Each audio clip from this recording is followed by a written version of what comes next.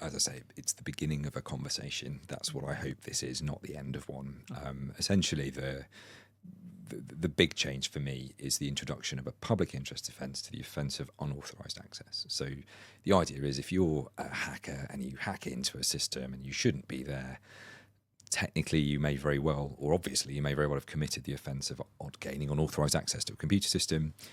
But if you're doing that for good faith research, query what does good faith research mean, then you shouldn't be prosecuted, I think, because there's a countervailing public interest. Now, there are lots of other protections that might kick in to say, well, actually, it has to be in the public interest for a prosecution to proceed, but it's a vulnerable place for a researcher to be.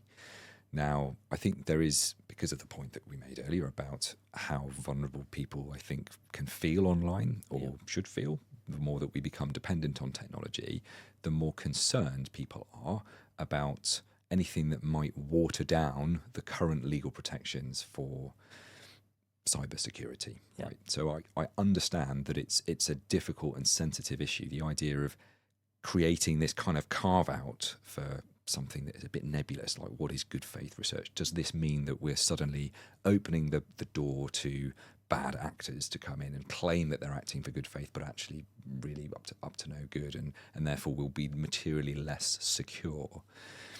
I don't see that as being the right approach to this problem, because I think the more mature, modern view of the problem is to recognise the value that security research has on our collective sense of security.